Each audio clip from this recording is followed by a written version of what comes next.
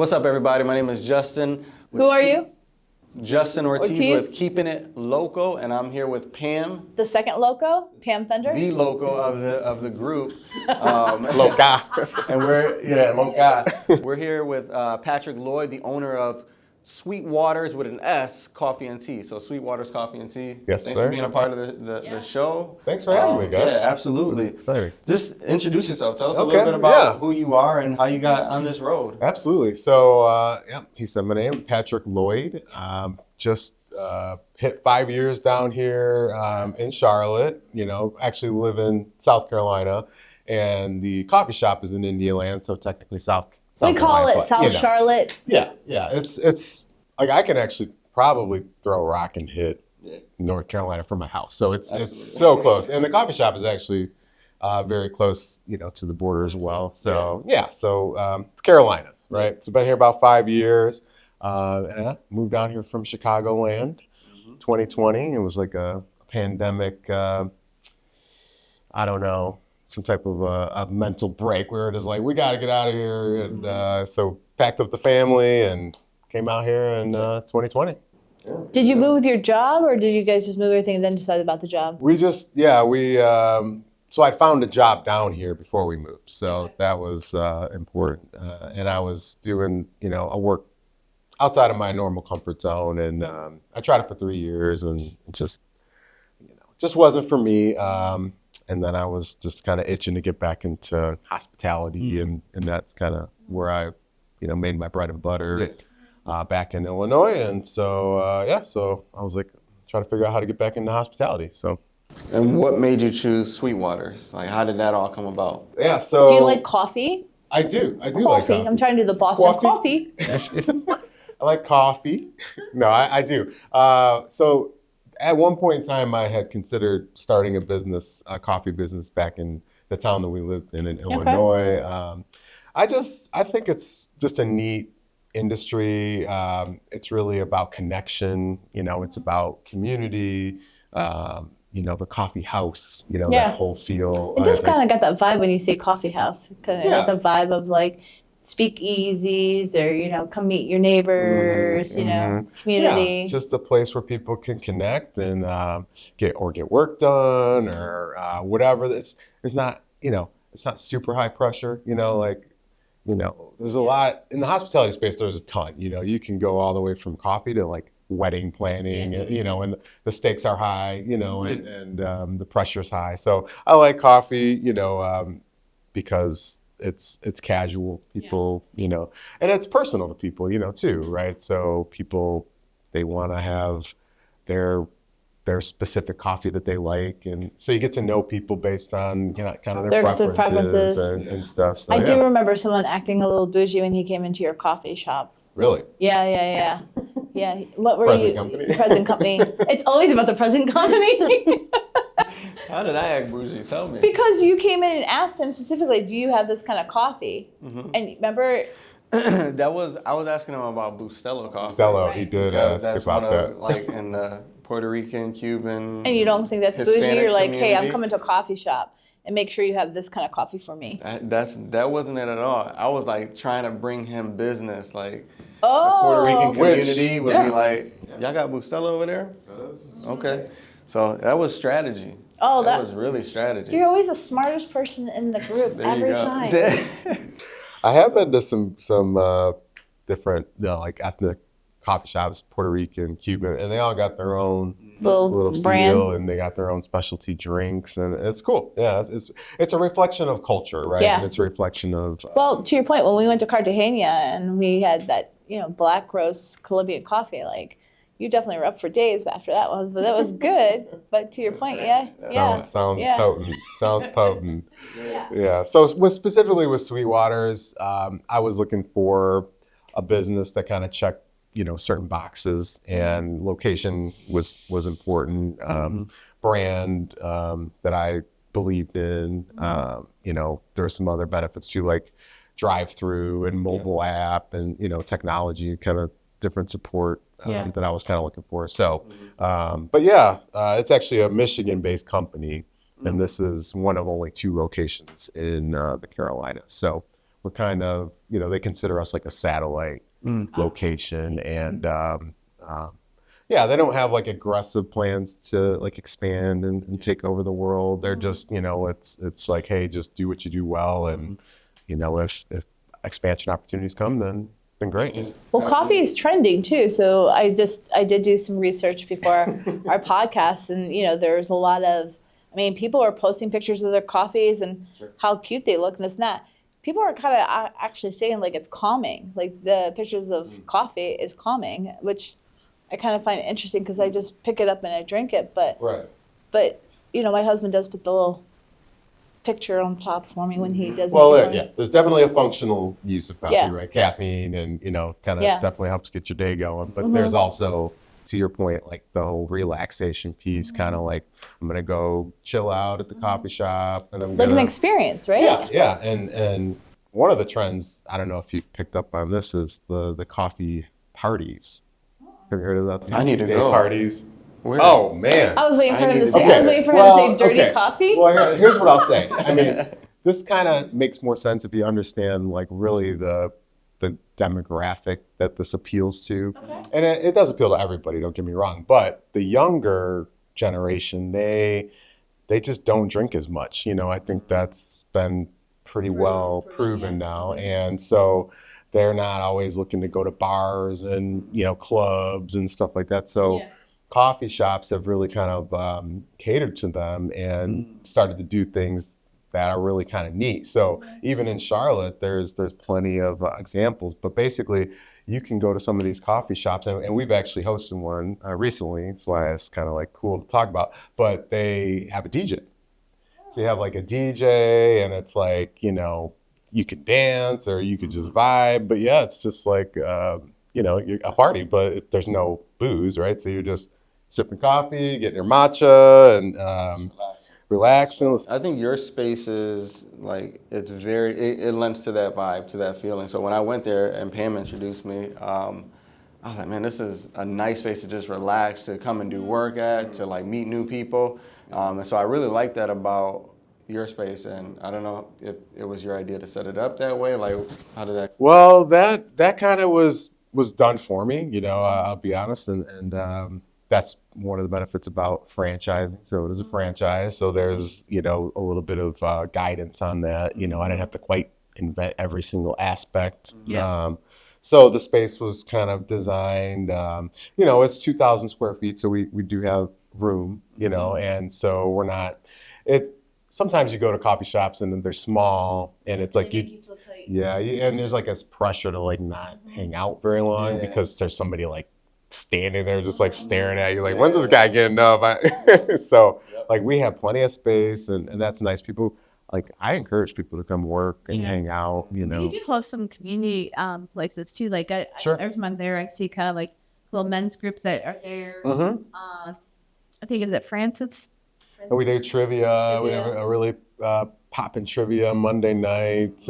We've had, a lot of different groups. There's women that come in every Thursday morning, the Waxaw girlfriend group, and they come in and they, we reserve a table for them. We know they're coming. They have a really good time. Numerous different like Bible studies and just groups of people, tutoring. Like a lot of afternoon tutoring happens there. So business meetings. Business meetings. Definitely. Yeah, I think Rashawn goes over pretty often. Rashawn. Everybody knows Rashawn. Everybody knows Rashawn. Rochester. He's also from Rochester, like the two of us. Yes. Oh. So over the summer, we always know in the Charlotte area that things slow down over the summer, things like that.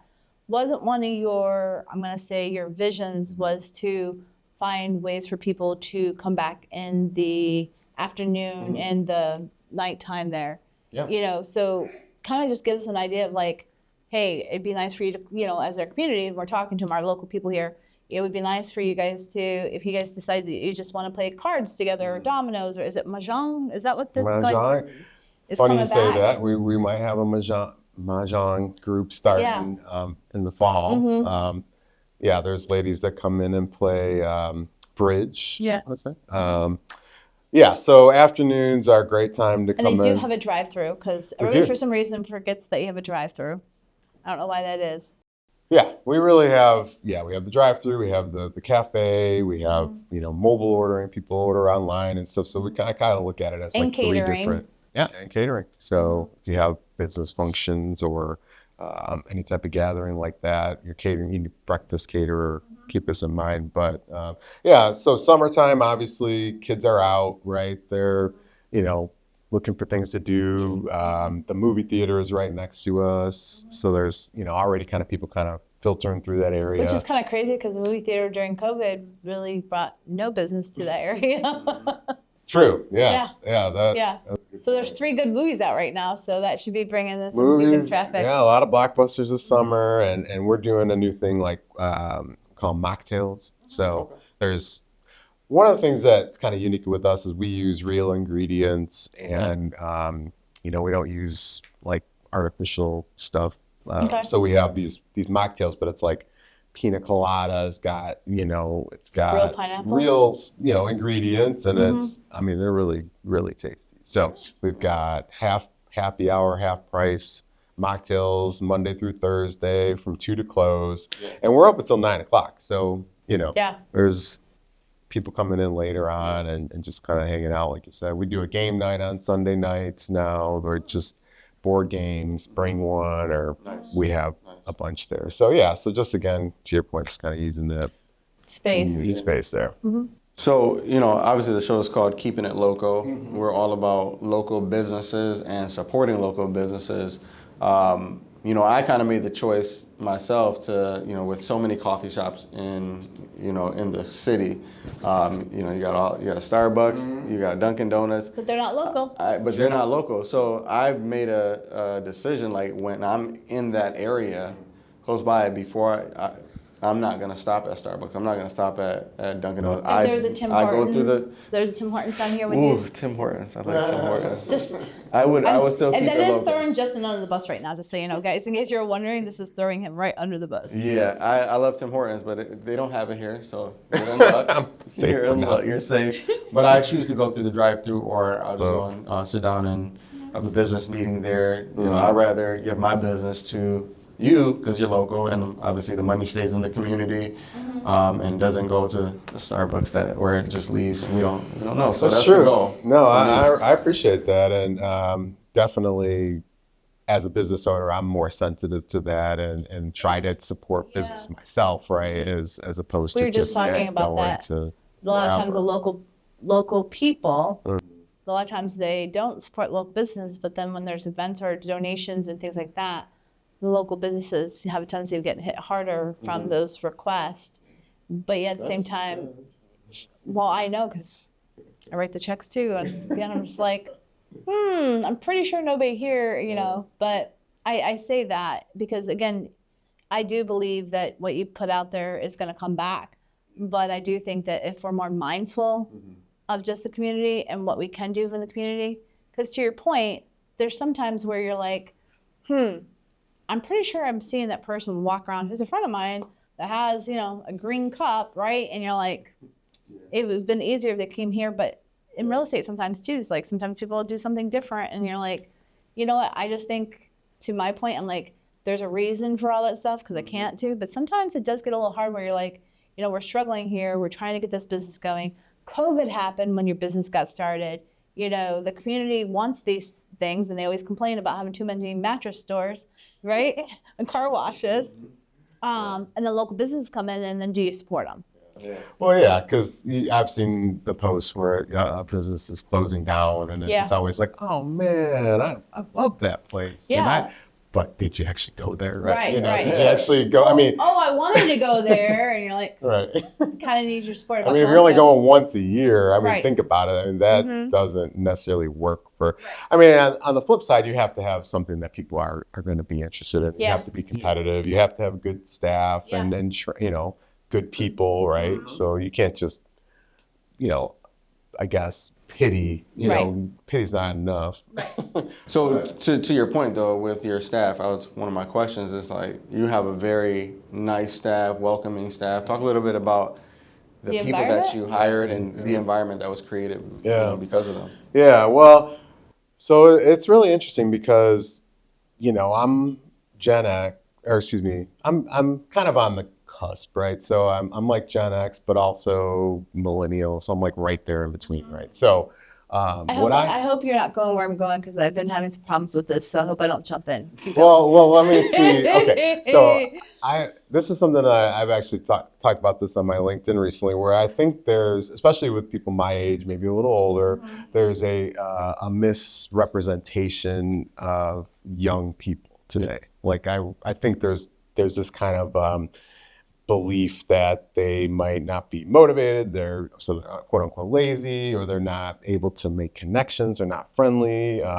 they're too focused on technology and stuff like that. Now, don't get me wrong, technology is pervasive. We all understand that. But what I found is, I found a lot of great kids, and they are hardworking, they're respectful, they don't have to be micromanaged. So for me, it was kind of eye-opening. But really what it comes down to is you have to have like the right culture, and you have to treat them with respect, just like anybody else. And you really can't assume anything. You can't take anything for granted or just expect them to do something just because I'm the boss. Expect them to know something either. True. Yeah. Because that's been a hard one for me. You definitely have to, explain the whys and, really kind of spend the time. But like the biggest thing for me is really just being flexible, so. And I'm not flexible.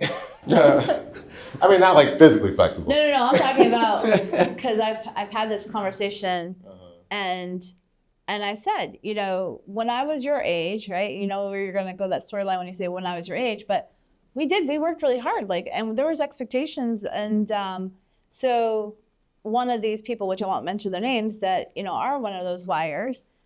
Every time we say something, to your point, having a conversation, they're like, "Oh my gosh, that stresses me out," or "Oh, it causes me anxiety," and I'm like, and I looked at him and I said, what in the world could cause you anxiety and stress right now? You're not paying for this. You're not paying for this. Like, what is it, the requirement on your life that makes you stressful, right? And she ChatGPT's it. And she says, ChatGPT even agrees with me that your generation is the one that causes us stress and anxiety. Oh my gosh.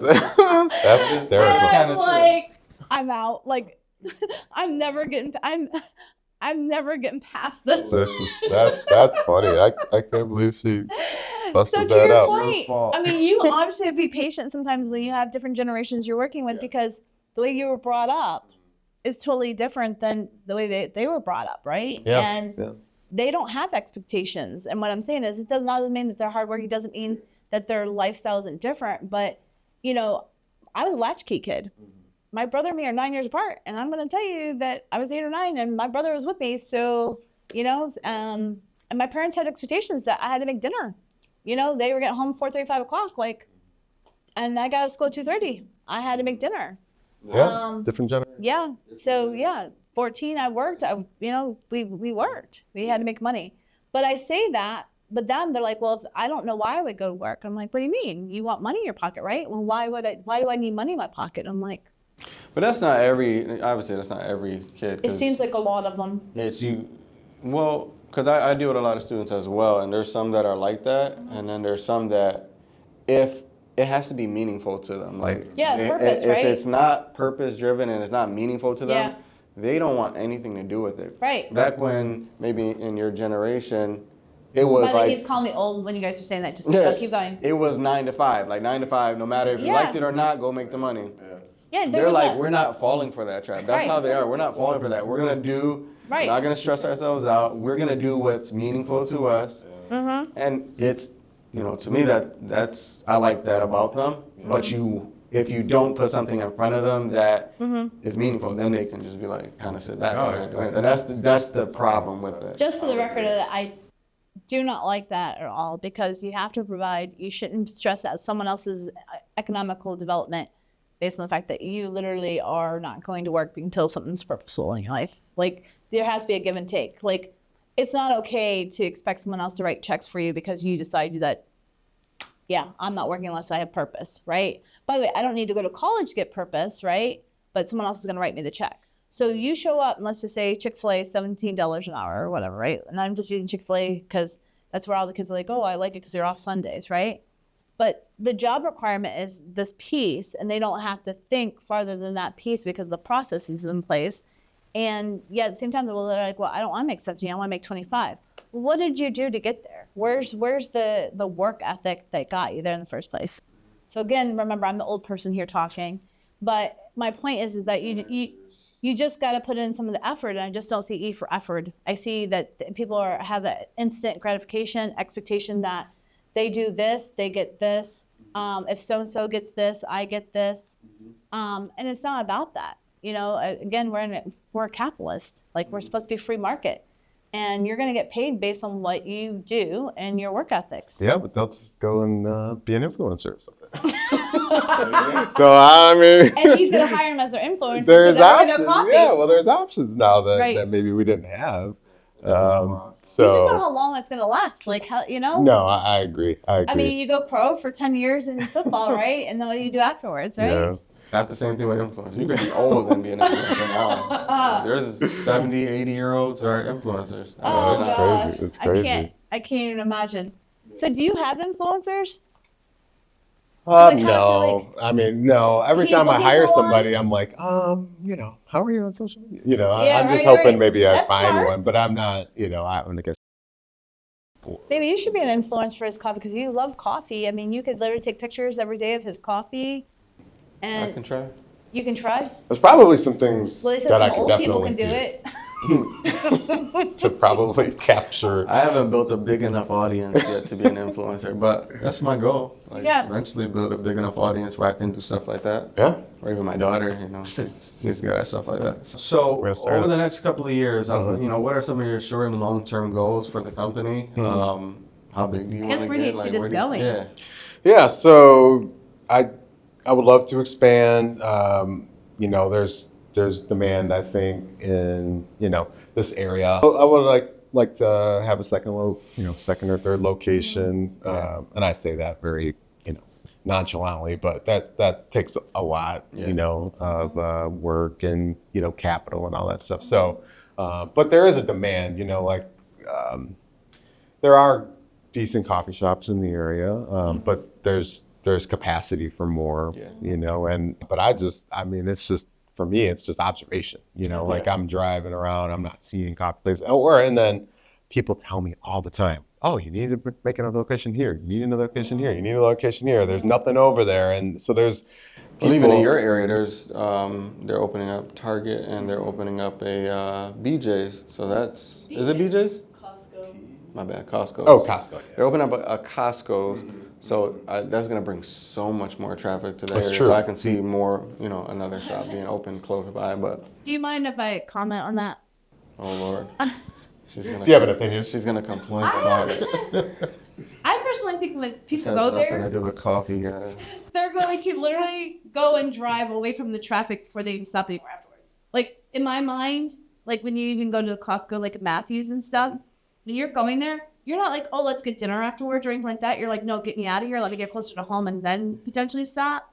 I kind of feel like the minute everybody starts trafficking down those 2-lane highways that we have, and they're coming from North Carolina and they come back, they're not going to want to stop anywhere because the traffic's going to be so, I mean, it's not great anyway, that they're going to be like, oh, yeah, let me stop at RedStone and hit any of those restaurants or those convenience. Like, I think everybody's just going to try to get out. Like, you get in and out with your life, right?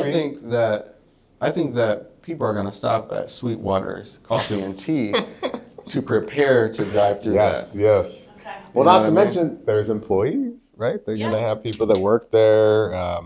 It is gonna bring more people to the area. How many people will stay, hang out, and versus leave? Yeah, I'm sure a percentage will just be like, get me home. I can't deal with this. Yeah. But there are probably some people that hang out, right? So, I have a random thought. And hopefully Jonathan can't edit this thought out of here. But it's just an idea that I like to take forward, especially for this episode. Okay. When this episode comes live for everybody, what I like to do is create a certain line of business that that's been kind of crazy and nobody can figure it out, to be the line through your drive-through. So Okay. we should almost do like let's just say, I'm just brainstorming here, But let's just say we're going to do like a drink of the day, and let's just say the first 500 people that drink it's free. Well, yeah.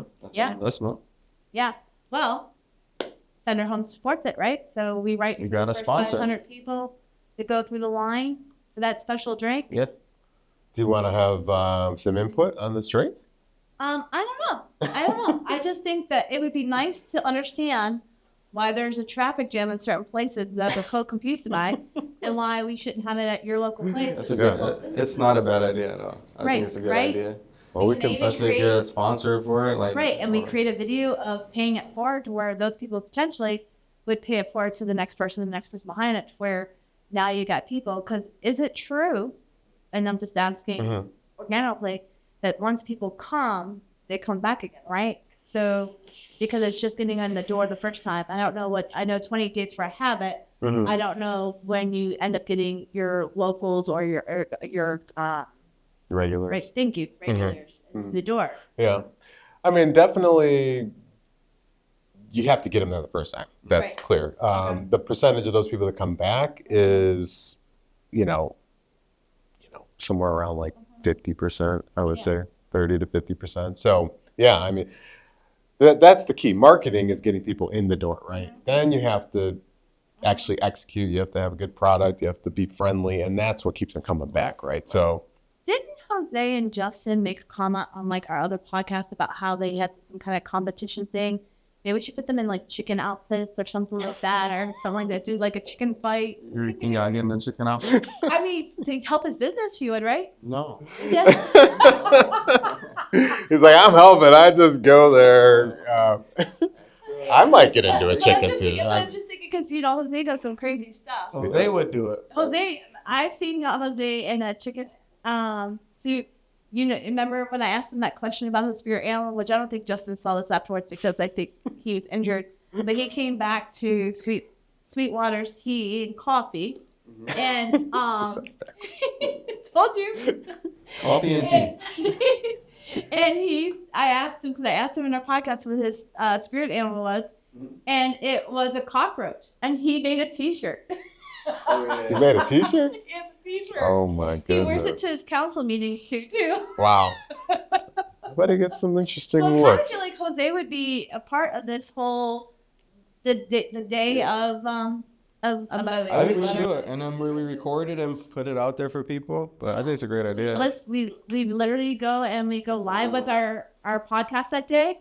We go and support the people behind it, and we'll see what crazy thing that Jose can do to be at the drive-through. Yeah. Shaking hands and shaking You gonna come? babies. Shaking babies. Shaking babies. Oh man. No babies will be injured in the filming of the. But we want everybody to stay locked in. If you decide you want to go buy coffee or you want to have a business meeting or an event, like stop by. It's in Indian land. Yep. Yeah. But keep it local. Keep it local. Support local businesses. Definitely want to thank you for being a part of the show. Thank you. No, I enjoyed it. You guys are. Yeah. Always a good We time to appreciate hang it. out. Appreciate it. So once again, I'm Justin Ortiz, and this is Patrick Lloyd. And there's the Loco. You already know who the Loco is in this situation, but we'll stay locked in. We'll see you on the next one.